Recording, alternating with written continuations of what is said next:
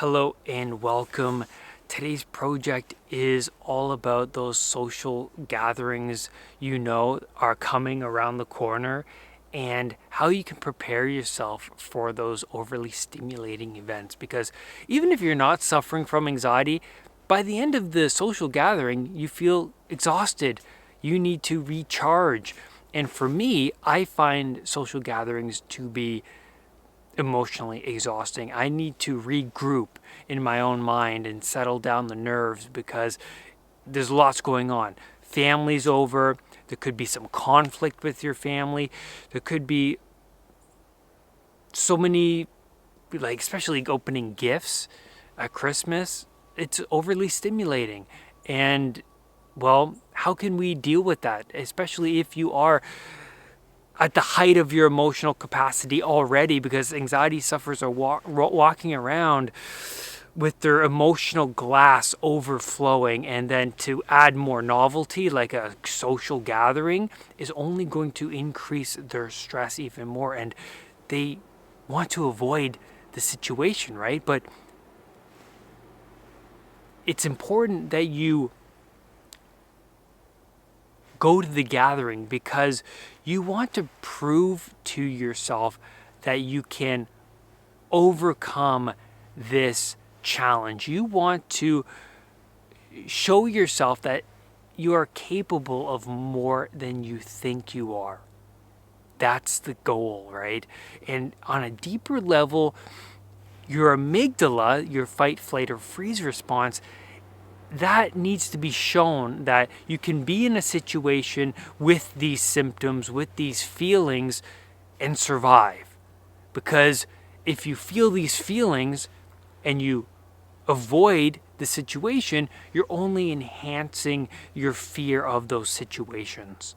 So the first thing I recommend, well, before I get into that, I want to address my past with social gatherings when my emotional glass was overflowing. So I remember going out with my fiance Maggie and her friends, and I was very internal because I was suffering from health anxiety at the time. And like you, I couldn't pay attention to the conversations. I was paying attention to how I was feeling. Like you, I was thinking thoughts like, I'm awkward. I'm not saying much. They must think I'm shy and weak. They must think I'm a weird guy. Like you, I was going to the bathroom periodically to try and compose myself. I was in the bathroom thinking, how am I going to get through this? I couldn't even look at myself in the mirror. And then like you, I was hiding behind the person I was with. So I was with Maggie, so I was hiding behind my partner, using her as a buffer so I can be in my internal world, and then not using her, but I would say trying to get her to end the conversation so that we can leave. And there was a lot of things going on in that moment, but the first strategy I recommend in this video is to meditate in the morning.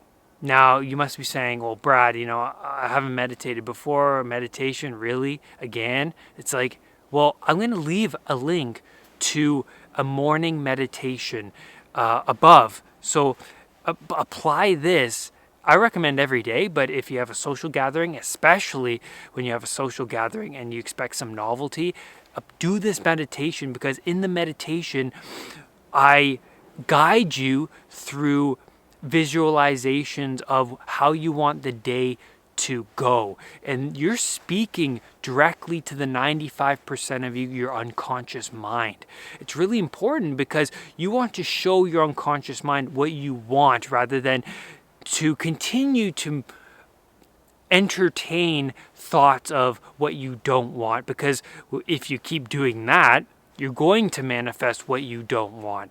So you want to show yourself, and at the same time, you're calming your sympathetic nervous system, your stress response, which is important, right? You want to calm yourself, but at the same time, speak to your unconscious.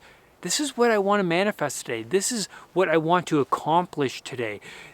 When you go through that, well, you're going to unconsciously manifest it.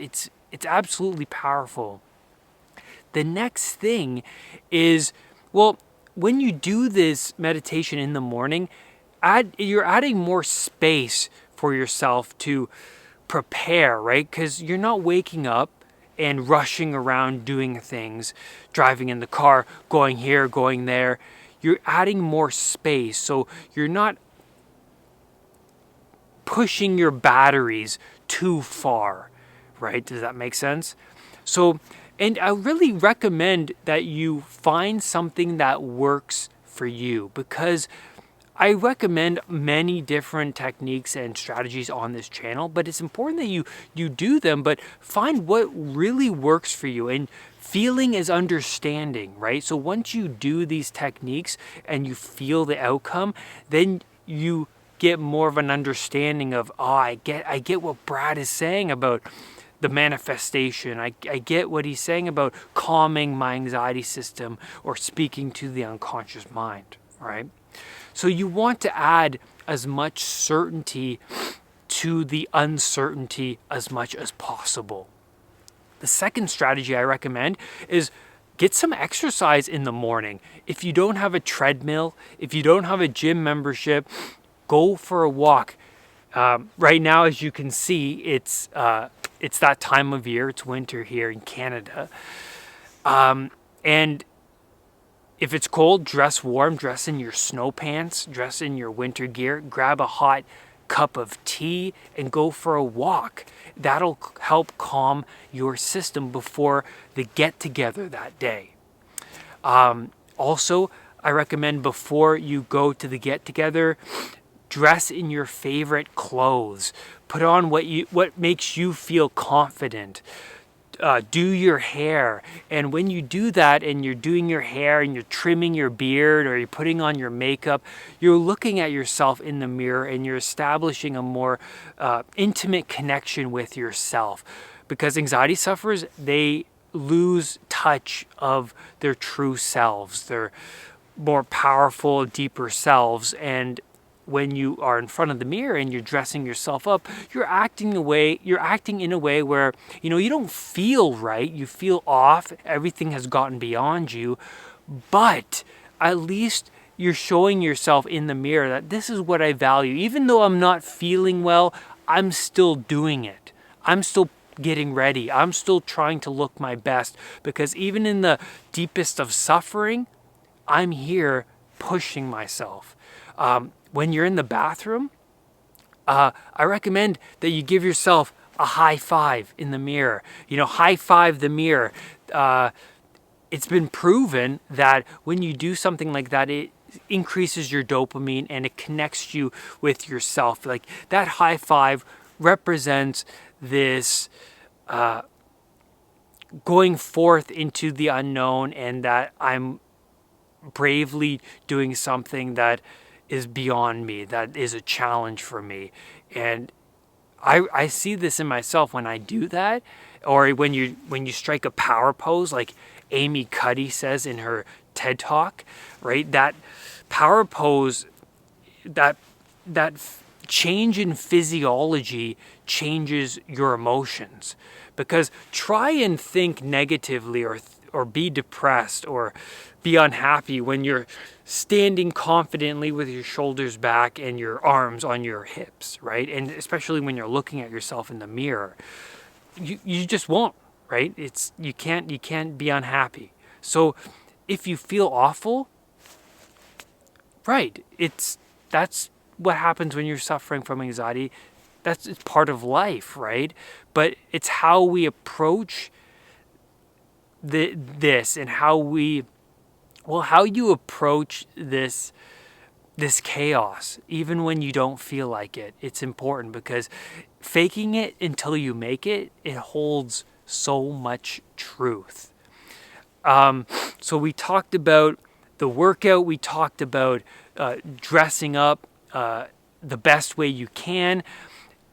when you're at the get-together, go to the bathroom and take a 5-minute timeout.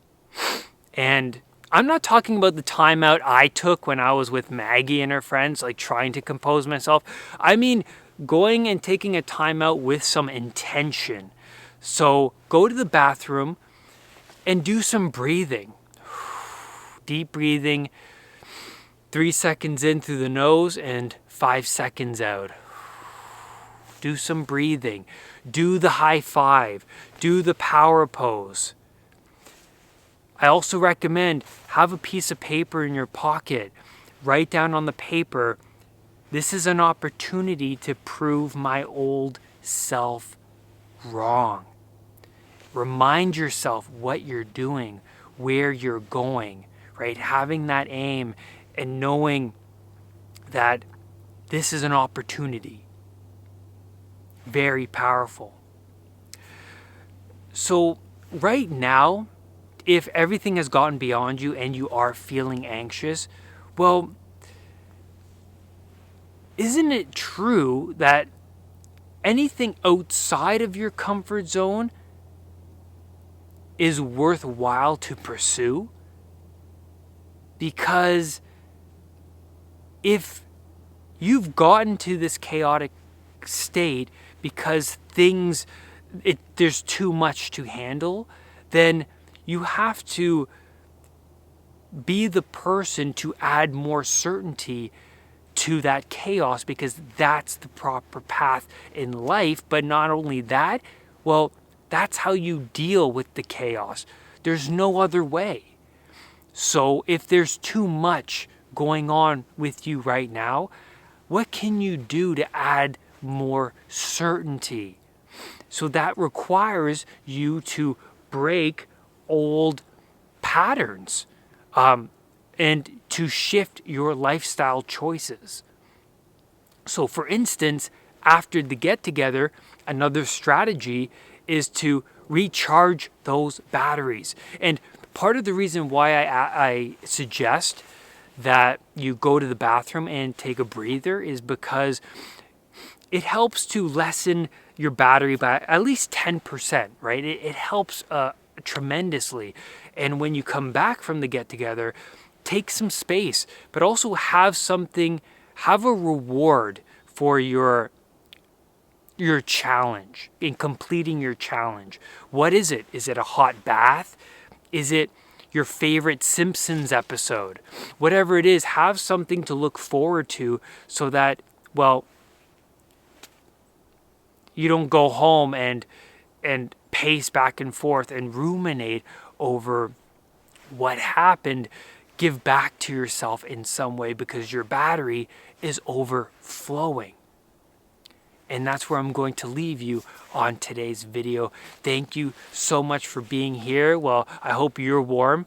I'm enjoying myself out here in this winter wonderland here in Canada. It's absolutely gorgeous.